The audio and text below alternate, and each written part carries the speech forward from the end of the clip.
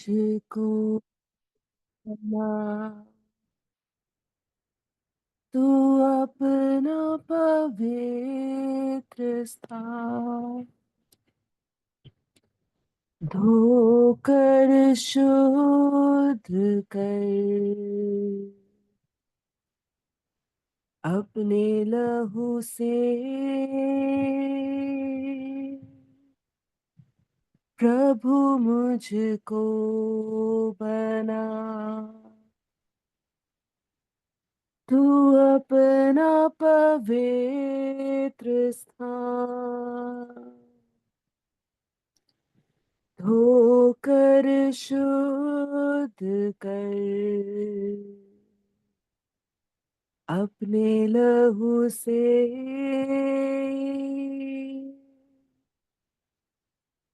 मैं धन्यवाद के साथ मान कर तेरी बात जीऊंगी प्रभु, सिर्फ तेरे लिए। मैं धन्यवाद के साथ मान कर तेरी बात जीऊंगी प्रभु, सिर्फ तेरे लिए। प्रभु मुझको बना तू अपना पवित्र स्थान, धोकर शुद्ध कर अपने लहू से। मैं धन्यवाद के साथ मान कर तेरी बात जीऊंगी प्रभु, सिर्फ तेरे लिए। जीऊंगी प्रभु, सिर्फ तेरे लिए। Praise the Lord. Shalom, shalom और शालोम। सचमुच में हम इस श्रेष्ठ गीत की पुस्तक से देख रहे हैं कि दो चरित्र हैं, और ये दोनों चरित्र एक यीशु मसीह को दिखाता है और एक विश्वासी को दिखाता है।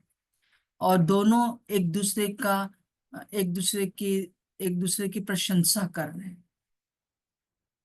यीशु मसीह दुल्हन की प्रशंसा कर रहा है, और जो दुल्हन है वो अपने वर की या प्रेमी की प्रशंसा कर रही है। और उसमें हम देख रहे हैं यीशु मसीह के बारे में। हर हर दिन हम कुछ ना कुछ प्रभु यीशु मसीह के बारे में देखते आ रहे थे, और आज भी हम यही देखेंगे। और इसी से हम अपनी इस थीम में चल रहे हैं, जो यूहन्ना 8:32 में लिखा है, तुम सत्य को जानोगे और सत्य तुम्हें स्वतंत्र करेगा। इस पूरे पुस्तक को पढ़ने का, या दोनों के जो बातें हो रही हैं, डायलॉग हैं, उन दोनों को देखने का एक ही मकसद है कि हम यीशु मसीह को जान सकें, और हम स्वतंत्र होते चले जाएं, और हम अपने बारे में भी और जान सकें। तो हम देखते हैं कि हम लोग 17वें पद में आ गए हैं। पहले अध्याय में ही अभी है, और 17 पद जो है आखिरी पद है। तो हम यहाँ पर देखते हैं, यहाँ पर लिखा है 17 पद में, हमारे घर के धरन देवदार के हैं और हमारी छत की कड़ियां सनोवर हैं। तो यहाँ पे जो पहला ही दो शब्द लिखे हैं, हमारे घर के, हमारा घर है एक, वो प्रेमिका जो है वो ये नहीं कह रही है, कि विश्वासी ये नहीं कह रहा है यहाँ पर कि मेरा घर या परमेश्वर का घर अलग नहीं है। परमेश्वर का घर और मेरा घर हमारा घर है, और इसमें बहुत सी बातें छिपी पड़ी हैं। तो हम देखते हैं कि जो एक विश्वासी है वो प्रभु यीशु मसीह में है, और प्रभु यीशु मसीह उस विश्वासी के अंदर है। दो बातें हैं, पहला कि मैं प्रभु यीशु मसीह में हूं, या प्रभु यीशु मसीह में हूं, और यीशु मसीह मुझ में है, और यही घर है। यही घर बन जाता है, और ये घर जो है प्रभु यीशु मसीह ने बनाया है। और हम देखते हैं कि किस प्रकार से हम इफिसियों 2 का हम देख लेंगे। इफिसियों 2 का 5 और 6 पद पढ़ दीजिए, और उसमें हम देखेंगे कि एक विश्वासी कहाँ बैठा हुआ है, किस जगह पर है वो। जी, पढ़ दीजिए बहन। जी। जब हम अपराधों के कारण मरे हुए हम्म। थे, हम्म। तो हमें मसीह के साथ जिलाया। अनुग्रह ही से तुम्हारा उद्धार हुआ है, हम्म। और मसीह यीशु में उसके साथ उठाया, और हम्म। स्वर्गीय स्थानों में उसके साथ बैठाया। जी, तो क्या हुआ है कि जब मैं यीशु मसीह में हूं तो मैं स्वर्ग में बैठी हुई हूं। एक विश्वासी जब प्रभु यीशु मसीह में है तो वो स्वर्ग में बैठा हुआ है। हालेलुया। और ये सब कुछ हम देखते हैं कि प्रभु यीशु मसीह ने, जैसे इफिसियों का पहले हम देखते हैं कैसे यीशु मसीह ने ही हमको जो है इस प्रकार से स्वर्गीय स्थानों में बैठने के लायक बना दिया है, ताकि हमारा घर बन सके। और फिर हम देखते हैं कि किस प्रकार से प्रभु यीशु मसीह मुझ में होकर इस पृथ्वी पर राज्य करता है, इस पृथ्वी में रहता है, और कोई जगह उसकी नहीं है कि वो पृथ्वी पर रह सके। उसके लिए हम पढ़ लेंगे यूहन्ना 14 का 23। ये वचन पढ़ना बहुत आवश्यक है। जी। यीशु ने उसको उत्तर दिया, हम्म। यदि कोई मुझसे प्रेम रखेगा, तो वह मेरे वचन को मानेगा, हम्म। और मेरा पिता उससे प्रेम रखेगा, और हम उसके पास आएंगे और उसके साथ वास करेंगे। हालेलुया। हम पिता, पुत्र, पवित्र आत्मा उसके पास आएंगे और उसके साथ वास करेंगे। कब? जब यीशु मसीह को हम जानेंगे। जब हम यीशु मसीह को जानेंगे, उसको उसको पहचानेंगे, मतलब वो मेरे लिए मारा गया, गाड़ा गया, तीसरे दिन मुर्दों में से जिंदा हो गया, और वो मेरे अंदर रहता है। जब हम उस प्रभु यीशु मसीह को जानते हैं, तब क्या कहा जा रहा है कि हम उसके पास आएंगे। हम मतलब पिता, पुत्र, पवित्र आत्मा के रूप में इस समय हमारे अंदर है, और यही है घर, यही है हमारा घर। हम स्वर्ग में उसके साथ हैं, और वो पृथ्वी पर हमारे साथ, हमारे अंदर रहता है। हम केवल यीशु मसीह में होकर स्वर्गीय स्थानों में बैठ सकते हैं, और वो हमारे अंदर होकर ही इस पृथ्वी पर बैठ सकता है, और इस पृथ्वी पर रह सकता है। सो प्रभु का धन्यवाद हो। और यहाँ पर क्या है, इस जो हमारा घर है वो कैसे बना हुआ है? वो हमारे हमारे घर के धरन, मतलब बीम्स जो होते हैं, विशेष रूप से जो खंबे होते हैं जिस पर की पूरी बिल्डिंग खड़ी रहती है, वो देवदार के हैं। देवदार एक ऐसा पेड़ है जो बहुत ऊंचा होता है और बहुत मजबूत होता है, बहुत ऊंचा और बहुत मजबूत होता है। और यीशु मसीह के बारे में हम देखते हैं कि यीशु मसीह जो है वो देवदार के पेड़ के समान है, और वो यीशु सबसे ऊंचा है और परम प्रधान परमेश्वर है।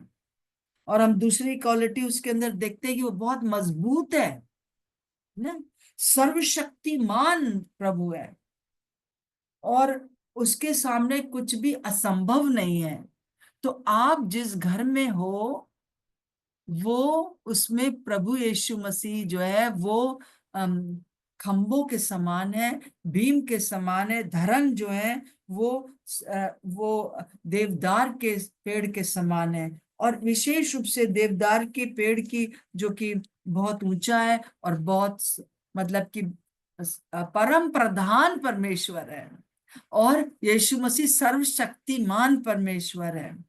और ये जो है देवदार के जो पेड़ होते थे सुलेमान के समय, क्योंकि ये सुलेमान ने किताब लिखी है, तो उसका हम एक हिस्ट्री ज्योग्राफी सब मिलाकर जब देखते हैं तो एक बहुत सुंदर उत्तर निकल के आता है। ये पेड़ जो थे सुलेमान के समय में, एक यहूदिया जगह है और उसमें एक मृत्यु नगर है, और उसमें एक जो है कब्रिस्तान है, जो कि बहुत बड़ा कब्रिस्तान है, और उसके आसपास विशेष रूप से इस देवदार के पेड़ों को लगाया जाता है। और यहीं से ये देवदार के पेड़ जो है वो मंदिर जब बना, जब सुलेमान ने मंदिर बनाया तो यहीं से ये देवदार के जो लकड़ी थी वहां पर गई। तो ये कब्रिस्तान के आसपास ये मृत्यु नगर, ये दिखाता है प्रभु यीशु मसीह के बलिदान के बारे में। तो ये जो देवदार का पेड़ है जो कि परम प्रधान है और जो सर्वशक्तिमान है, वो इस घर को बनाता है। उसके बलिदान के द्वारा ही ये घर बनता है, ये अपना घर जो है वो बनता है। दूसरा जो पेड़ है वो सनोवर का पेड़ है, और ये जो पेड़ हुआ करता था ये सिर्फ छत बनाने के लिए बहुत ही परफेक्ट था। जैसे कि छत जो है वो बहुत इंपॉर्टेंट है, मतलब जिसे हम कहते हैं ना वाटर प्रूफ, हवा प्रूफ, मतलब हर प्रकार से ये जो जो छत है वो छत जो है वो दोष रहित है। प्रभु यीशु मसीह में कोई दोष नहीं था, कोई दोष नहीं था। और वो छत बना उसकी, उसी प्रभु यीशु मसीह के ही उसमें जो है के द्वारा वो छत बनी है, उस लकड़ी के द्वारा। सनोवर का जो वृक्ष है वो भी यीशु मसीह है, और जिस जो कि परफेक्ट है, और जो कि उसका उसके पुरुषत्व को दिखाता है, परिपूर्णता को दिखाता है, पूरी तरह से पूर्ण है। वो खुद पूर्ण है और उसने हमें भी पूर्ण बनाया है, जैसे कि हम देखते आते हैं इफिसियों के पहले अध्याय में। और पुरुषत्व का मतलब है परफेक्ट मैनहुड। एक इंग्लिश में जो इसका वर्ड आया है वो है परफेक्ट मैनहुड। उस परफेक्ट मैनहुड से उस एकदम पुरुषत्व को, परिपूर्णता को से जो है उसने अपना अपने अपने स्वभाव के द्वारा, जो उसका पवित्र स्वभाव है, जो उसका उसके अंदर जो पुरुषत्व है, उससे जो है उसने इस घर को बनाया। अगर एक घर में एक दीवार ना हो तो चलेगा, है ना। अगर एक घर में एक खिड़की या दरवाजा ना लगा हो तो भी चल जाएगा पर्दा वर्दा लगा के, परंतु अगर छत ना हो तो वो घर नहीं कहलाएगा। तो हमारे घर की जो जो मजबूती है, जो ऊंचापन है, वो प्रभु यीशु मसीह है। हमारे घर की जो छत है जो कि परिपूर्ण है और जो कि परफेक्ट है, पुरुषत्व उसको दिखाता है, परफेक्ट मैनहुड को दिखाता है, तो वो हमारा यीशु मसीह है। और इस प्रकार से हमारा घर जो है वो इस प्रकार से यीशु मसीह के द्वारा बना है। सुलेमान जब इस मंदिर को बनाया तो इन दोनों लकड़ियों का प्रयोग किया, उन दोनों लकड़ियों का प्रयोग किया। इसीलिए वो यहाँ पर वो जानता है कि छत के लिए कौन सी लकड़ी चाहिए और बीम के लिए कौन सी, धरन के लिए कौन सी लकड़ी चाहिए, जानता है। और उसने इस घर को बहुत ही परफेक्ट बनाया। और उसी में पुराने नियम के अनुसार अगर हम देखें तो केवल सारी दुनिया में केवल यहीं पर ये परमेश्वर का की उपस्थिति रहती थी, कहीं और नहीं, कहीं और उपस्थिति नहीं रहती थी, केवल वहीं रहती थी। और अब इसी प्रकार से जो है, अब यीशु मसीह के बलिदान के द्वारा, उसके लहू के द्वारा और उसकी परिपूर्णता दोष रहित होने के कारण जो है, और उसकी पूरी तरह से जो परफेक्ट मैनहुड है, उसके जब हम अंदर रहते हैं, तब क्या है कि ये दुल्हन जो है, ये विश्वासी विश्राम पाता है। हालेलुया। वो विश्राम पाता है, हम उसमें विश्राम पाते हैं, वो हम में विश्राम पाता है। इसीलिए जो है, हम देखते हैं कि इफिसियों 4:30 भी पढ़ दीजिए। इसीलिए हमको, जब वो हमारे अंदर रह रहा है, तो हमको हमको इस बात को पूरा करने के लिए जो है, वो हमें हमें कुछ करना चाहिए, हमको कुछ समझना चाहिए। तो इफिसियों 4:30 पढ़ दीजिए। परमेश्वर की पवित्र आत्मा को शोकित मत करो, हम्म। जिससे तुम पर छुटकारे के दिन के लिए छाप दी गई है। जी हाँ, हमारा जो ये शरीर है, वो पवित्र आत्मा का मंदिर है, और इसके लिए छुटकारे के दिन के लिए हम पर छाप लगी हुई है। इसलिए हर समय इस खुशी, इस बात में आप आगे बढ़िए कि मैं पवित्र आत्मा को शोकित ना करूं। पवित्र आत्मा गुस्सा होके चले नहीं जाते, पवित्र आत्मा आपको कोई सजा नहीं देते, क्योंकि जो कुछ भी हम पवित्र आत्मा के खिलाफ करते हैं इस दुनिया में रहते हुए,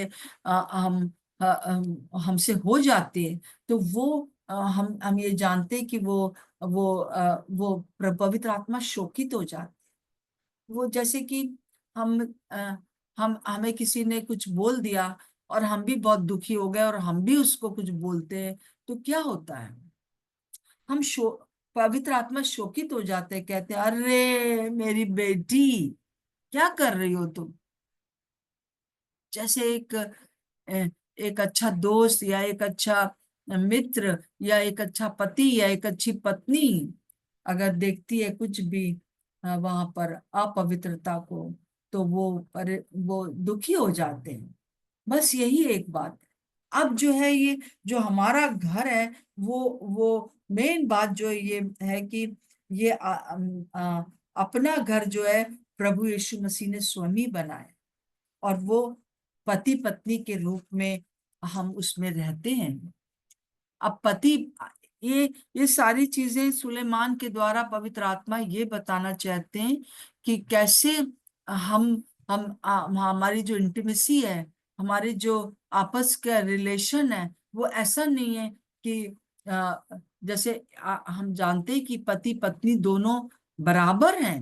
हालांकि संसार में रहते हुए पति को अधिकारी बनाया गया है, हेड बनाया गया है अपनी पत्नी का, और पत्नी को उसका शरीर बनाया गया है, उसकी देह बनाई गई है, जैसा हम इफिसियों 5 में पढ़ते हैं।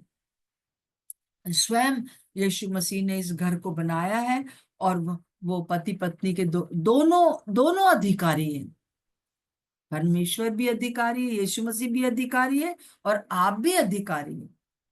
इस बात को शैतान जानने के लिए, ना जाने आप, इसलिए पूरी कोशिश करता है, वो पूरी कोशिश करता है। हमारे पास तो इतने हम इतने आशीषित लोग हैं कि जैसे ही हमसे कोई पाप हो जाता है, हम दुखी हो जाते, पर हमारे अंदर ये बात आ जाती है कि पवित्र आत्मा को हमने शोकित किया, तुरंत उठ के जाते हैं और बोलते हैं, प्रभु हमें माफ कर दीजिए।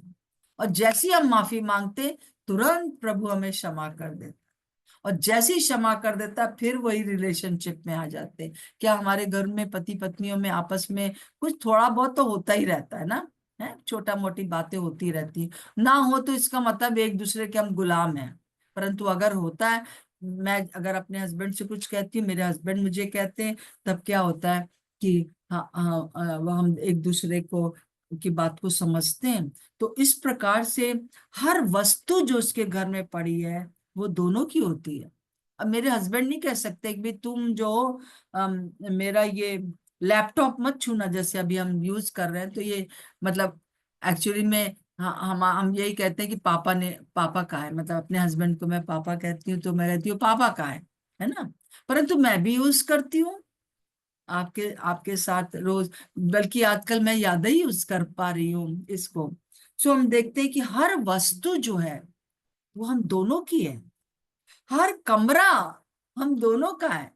कोई पत्नी ये नहीं कह सकती कि भाई इस कमरे में मत आना, ये तुम्हारा नहीं है। वो दूसरी बात है कि जैसे हम कहते हैं कि हाँ हम कि ये बच्चों के कमरों के नाम पर हम रख देते हैं ना, हम लोग जैसे जिस कमरे में मैं बैठती हूँ वो हमेशा से सहायता और अर्पण का कमरा कहलाता था शुरू में। फिर उसके बाद अर्पण चला गया तो हाँ सहायता का कमरा है ना। तो अभी तक वो है, परंतु हम लोग पूरा परिवार उसको यूज करता है। और फिर सारी चीजें, दोनों चीजें। तो हम इस बात को समझ लें कि चाहे स्वर्ग में चाहे पृथ्वी पर यीशु मसीह में जब हम हैं तो हमारा अधिकार जो है हर जगह है। और साथ साथ में एक और हम रिलेशनशिप यहाँ पर देखते हैं कि प्र, प्रभु यीशु मसीह कलीसिया का सिर है। किसका सिर है? कलीसिया का।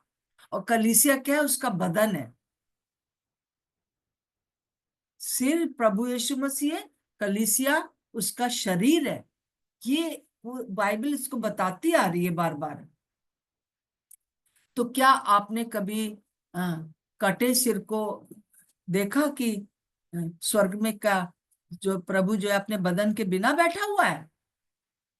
अगर ऐसा है तो हम तो डर जाएंगे स्वर्ग जाकर, सारे स्वर्गदूत डर जाएंगे, है ना, कि यीशु मसीह सिर, बस एक सिर रखा हुआ है, सिंहासन पर एक सिर सिर रखा हुआ है, या यीशु मसीह सिर्फ सिर के बिना जो है पूरे पूरे स्वर्ग में चलते फिरते हैं। नहीं नहीं नहीं, वो अपने बदन में चलते फिरते हैं।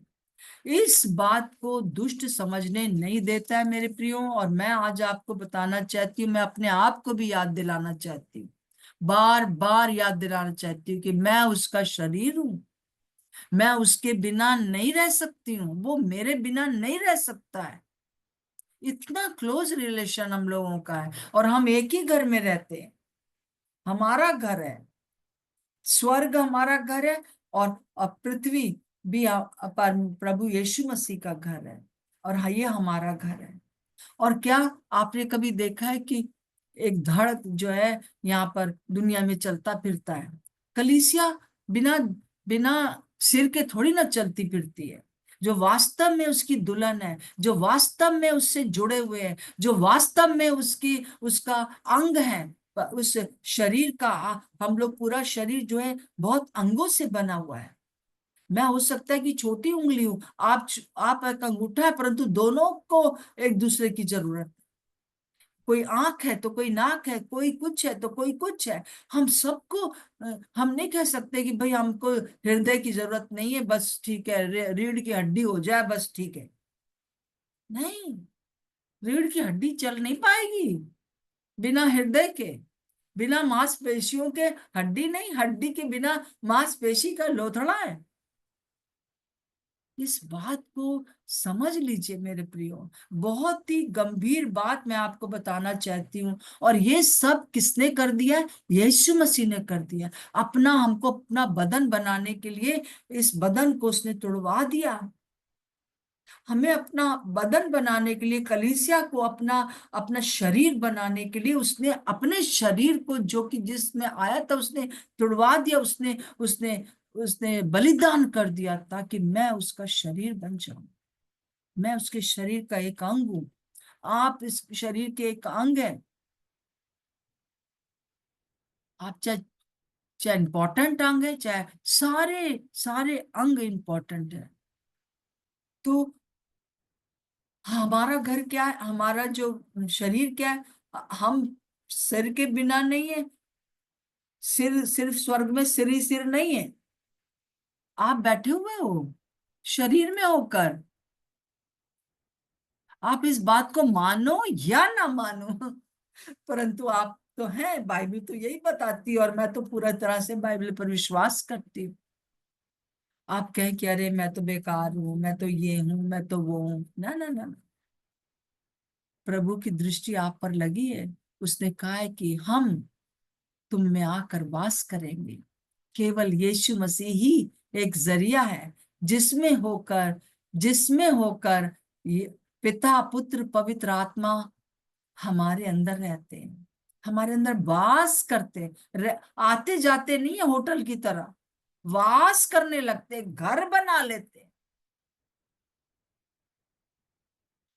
और प्रभु हमसे बस एक ही शर्त वो चाहता है कि हम उसके साथ जुड़े रहें।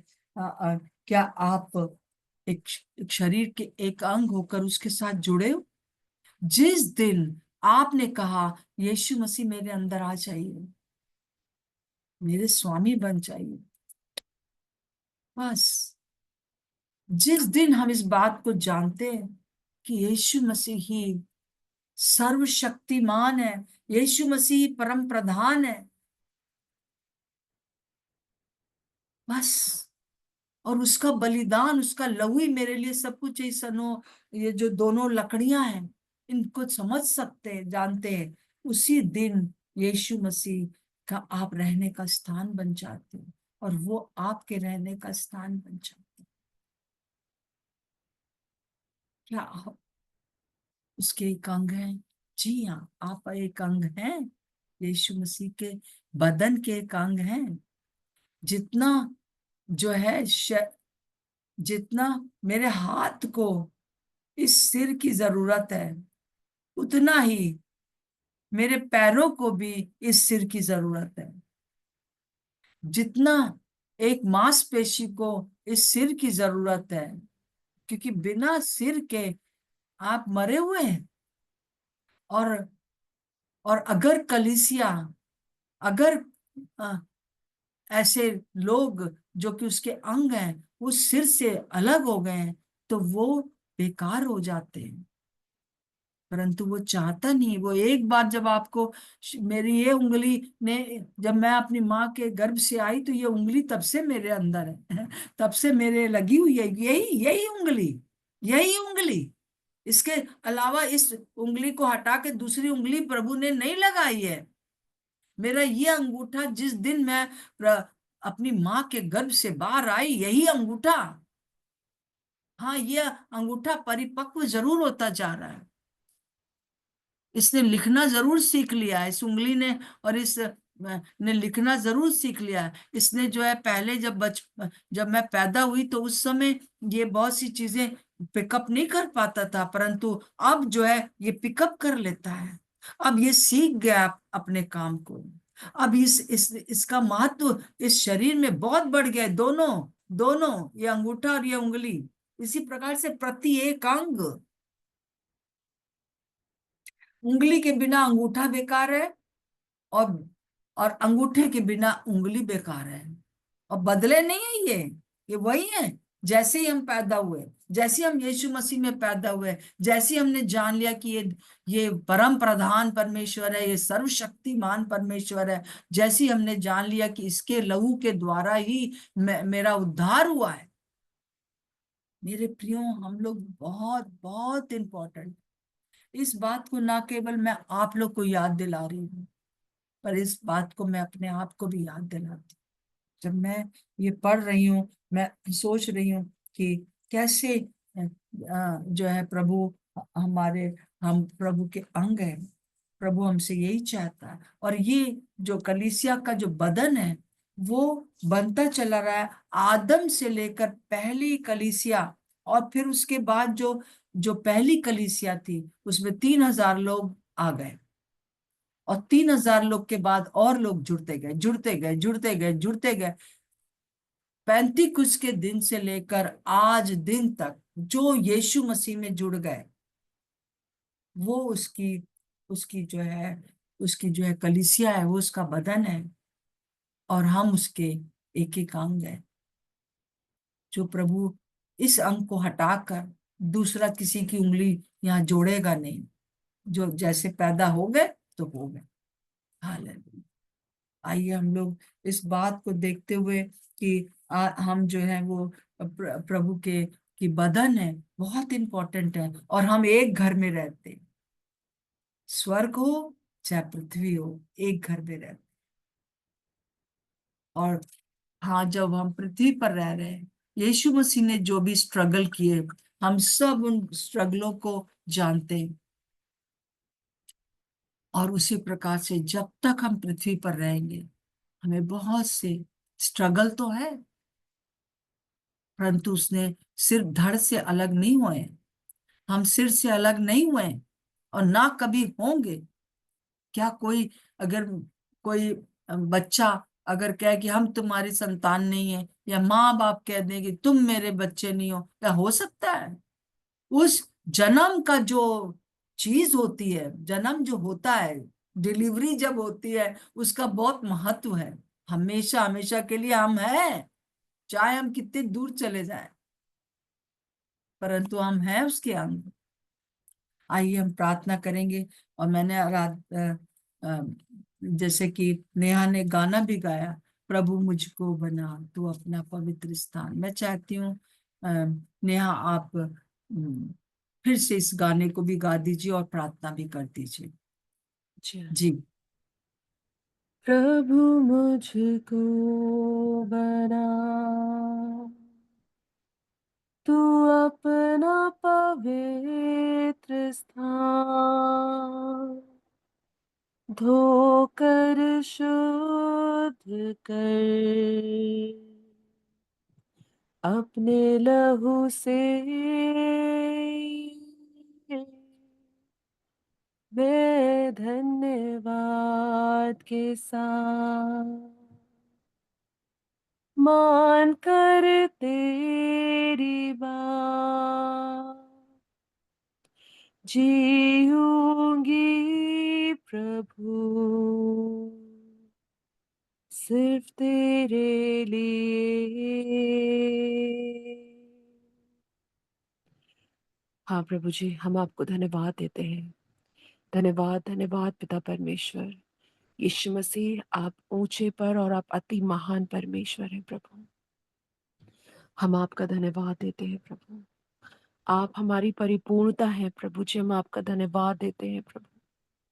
हम धन्यवाद देते हैं यीशु, आपने उस क्रूस पे जो बलिदान दिया प्रभु, आपने मुझे अपना बना लिया प्रभु। मैं धन्यवाद देती हूँ परमेश्वर पिता कि आपने हमको अपना बना लिया प्रभु जी।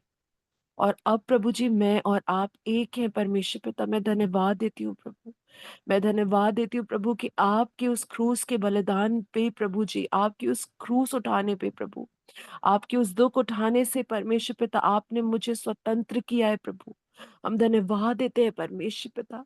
प्रभु जी, हर एक बंधन से प्रभु जी, हर एक प्रधानता के ऊपर प्रभु जी, आपने मुझे अधिकार दिया है परमेश्वर पिता। मैं आपका धन्यवाद देती हूँ प्रभु जी।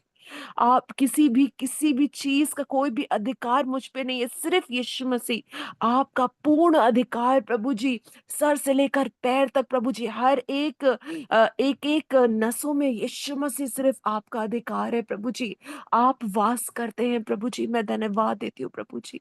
आप प्रभु जी मेरा घर है प्रभु जी।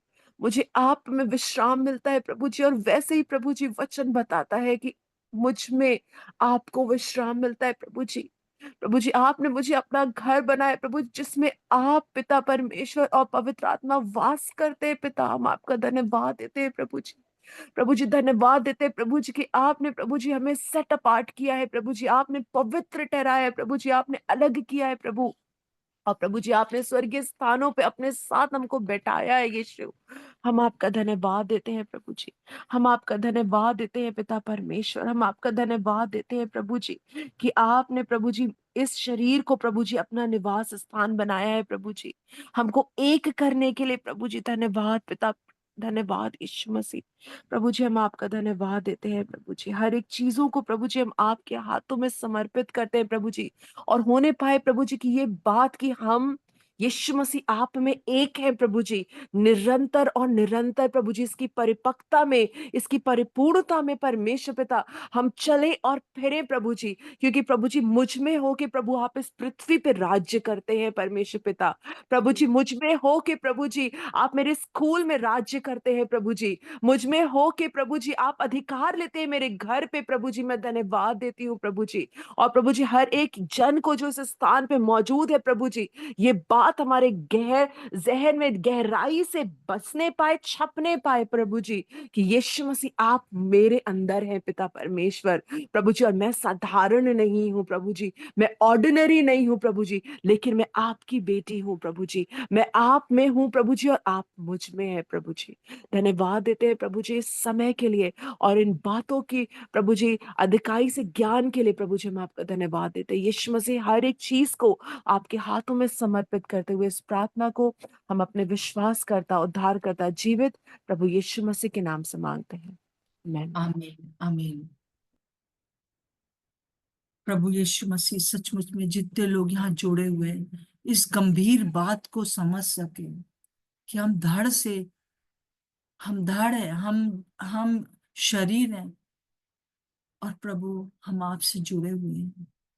कोई हमको आपसे अलग नहीं कर सकता। हर एक जन जो कि प्रभु यहाँ पे जुड़ा हुआ है इसी समय हर एक अपनी पुरानी चीजों से स्वतंत्रता पाए।